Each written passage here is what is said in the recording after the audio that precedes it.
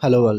ఈ వీడియోలో 'Stephen' Telugu dubbed movie review అయితే తెలుసుకుందాం. రీసెంట్‌గానే నెట్‌ఫ్లిక్స్‌లోకి అయితే స్ట్రీమింగ్‌కి వచ్చింది. మూవీ రన్ టైమ్ అయితే 2 అవర్స్ అయితే ఉంటుంది. తెలుగు డబ్బింగ్ కూడా బాగుంది. స్టోరీ ప్లాట్ విషయానికి వచ్చేస్తే ఒక సీరియల్ కిల్లర్ అయితే ఉంటాడు భయ్య స్టీఫెన్ అనే పర్సన్. తనైతే 9 మంది అమ్మాయిలని అయితే హత్య చేస్తాడు.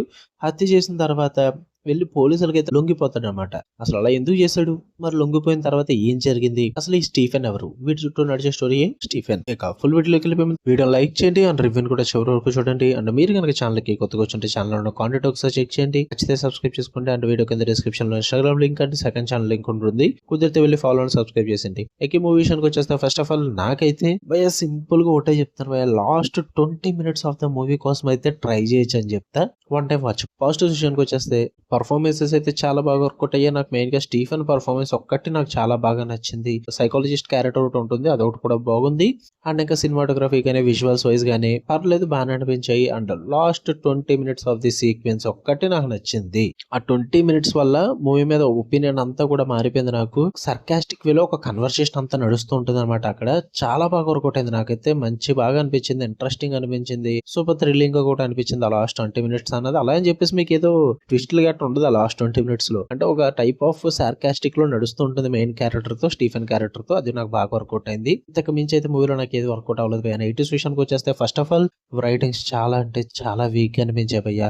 స్టార్టింగ్ పాయింట్ నుంచి అయితే నన్ను అయితే హుక్ చేయలేదు. చాలా బోరింగ్ అనిపించేది ఫస్ట్ ఆఫ్ ఆల్ మూవీ అన్నది. ఎందుకంటే ఒక సీరియల్ కిల్లర్ 9 మంది అమ్మాయిల్ని హత్య చేసిన తర్వాత లొంగిపోతాడు. చాలా ఇంట్రెస్టింగ్ పాయింట్. అక్కడి నుంచి వీళ్ళ తీసుకెళ్లిన విధానం ఉంటుంది భయ్య. మెయిన్ ఫ్యామిలీ డ్రామా అస్సలు వర్కౌట్ అవ్వలేదు. చాలా వరస్ట్ గా అనిపించింది నాకు. అండ్ మెయిన్ లీడ్ క్యారెక్టర్ ని చూపించిన విధానం కూడా వర్కౌట్ అవ్వదు.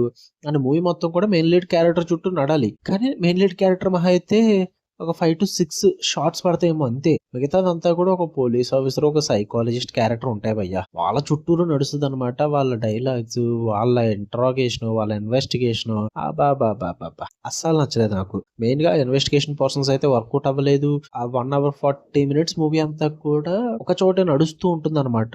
అదంతా బోరింగ్ అనిపించింది. పైగా స్టీఫెన్ క్యారెక్టర్ ఉన్న పేరెంట్స్ ని చూపించిన విధానం అదంతా కూడా ఓకే.